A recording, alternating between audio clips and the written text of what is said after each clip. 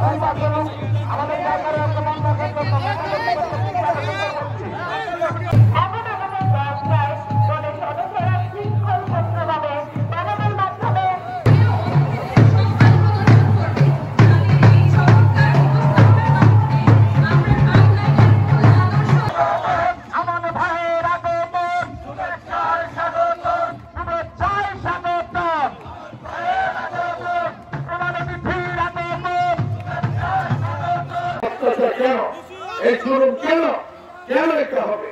এটা তো হতে পারে না। তাই আল্লাহ তাআলা একবারে বিচার করে দিয়েছে। দুদিন আগেও একদিন আগে বলেছিল শেখ মুজিবের মেয়ে পালায় না, দুদিন একদিন আগেও বলেছিল আওয়ামী লীগ পালায় না, আল্লাহর তরফ থেকে পালিয়ে যেতে বাধ্য হয়েছে। কে করলো এটা? কে করলো? কে করলো? সূরা আল ইমরানে আছে আল্লাহ দিনকে রাত, রাতকে দিন, বাদশাকে ফকির, ফকিরকে বাদশা। রাজ্য দান করেন, রাজ্য কেড়ে নেন, সম্মান দান করেন, সম্মান কেড়ে নেন। পৃথিবী সৃষ্টি করেন, পৃথিবী ধ্বংস করেন, জীবিতকে মৃত করেন, মৃতকে জীবিত কে করে? কে শুরু বলে কে করে? একমাত্র আল্লাহ। আল্লাহ সবই করতে পারে, আল্লাহ করে দিয়েছে। কোনদিন আর সুযোগ নাই ওই ফ্যাসিস্ট শেখ হাসিনার এই দেশে আসা। কোনদিন তার দোসররা পেটকরা যারা এতদিন যারা আমাদেরকে নির্যাতন নিপীড়ন করেছে, বাংলাদেশের জনগণকে নির্যাতন নিপীড়ন করেছে, তাদের জায়গা এই বাংলাদেশে নাই। অতএব আপনারা সবাই সচেতন, সচেতন হয়ে প্রত্যেকে সজাগ থাকবেন। সামনে নির্বাচন, 18 সালে আমার নামে নির্বাচন করছো। আগামী নির্বাচনে ইনশাআল্লাহ আল্লাহর রহমতে আমার নামে নির্বাচন করে আমি আপনাদেরকে অনুরোধ জানাবো আগামী নির্বাচনে আমাদের নির্বাচন করছেন ইত্যাদিভাবে আমার নবীকে নির্বাচিত করবেন। এটি আপনার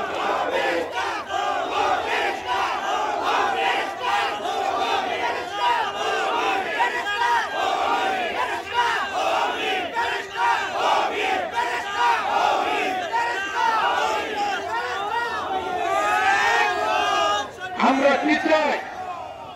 আমরা এই দেশে শান্তি চাই, আমরা এলাকায় শান্তি চাই।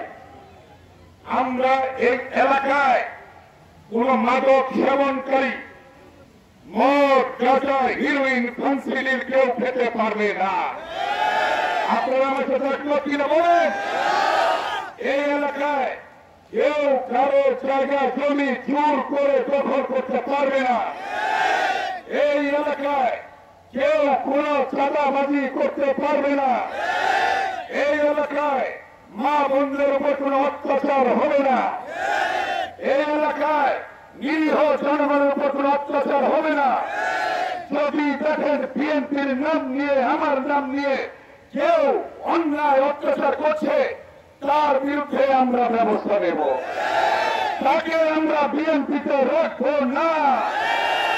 যে ব্যক্তি হোক না কেন, অন্যায়কারী, অত্যাচারকারী, চুরুনকারী কোন জায়গা বিএনপিতে নেই।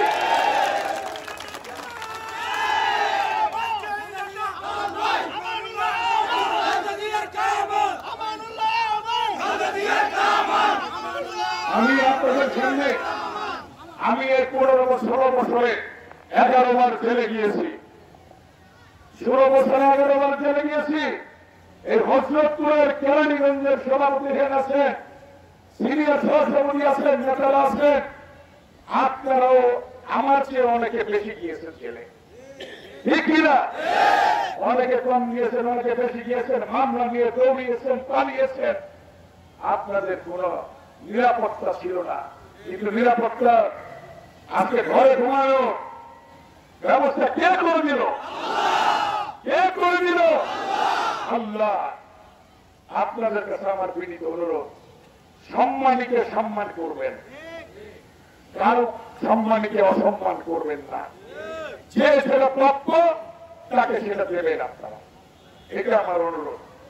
কিছু কিছু অনাকাঙ্ক্ষিত ঘটনা একটা ঘুরে গেছে, সাথে সাথে আমরা ব্যবস্থা নিয়েছি, অতএব এই ব্যবস্থা চলতে থাকবে, আমরা কাউকে প্রশ্রয় দেব না।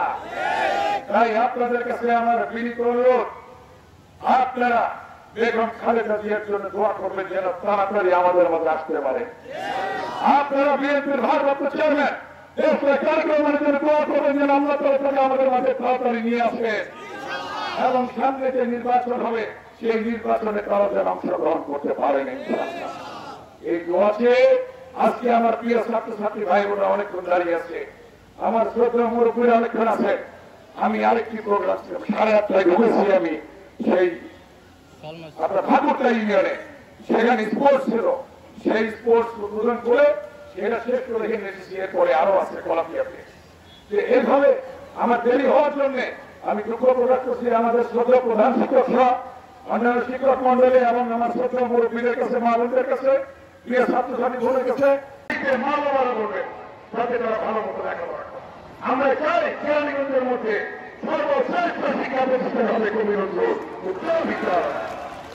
শিক্ষকরা তাহলে দেখবেন ভালো ফলাফল করবে। আমরা এই কেরানীগঞ্জে কলেজ অনেকগুলো 8টা কলেজ করছিলাম, তার মধ্যে হজরত শহীদ প্রেসিডেন্ট জিয়াউর রহমান কলেজ হয়েছে।